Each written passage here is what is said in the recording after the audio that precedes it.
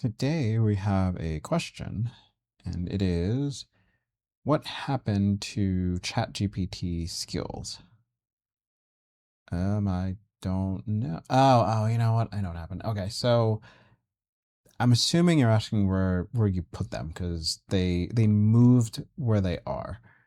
So just so everyone can follow along, you go to chatgpt.com and then you log into your account and you get to this page.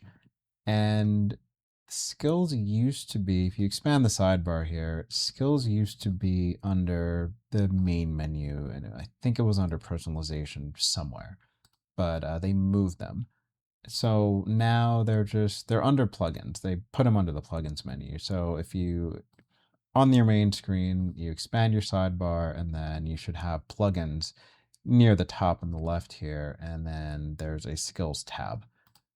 They're right there. Like I don't really store skills in this account, obviously, but this is the default skill creating skill, and it's right here. If you don't know what skills are, I can make a separate video about that. That's kind of outside of this. They're repeatable workflows, but you'd probably need more of an explanation than that. But that wasn't really part of the question. But yeah, they moved them. Like I said, it used to be under the main menu, and now it's just under plugins. So again, I think it's the same thing if you're under work. So yeah, if I'm in work, and then yeah, there's no difference. So whether you're in chat or work, you just expand the menu, the sidebar on the left, and then you go under plugins and then skills, and then you will probably have more than I have in here, but then your skills will be listed here, and you can go through them, you can search them, you can click on them and read through them, and you can reference them in chat and use them, etc., etc.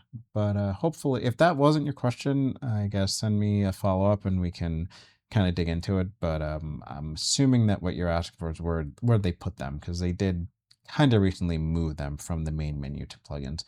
So yeah, just a quick one today. So thanks for watching, and we'll see you next time.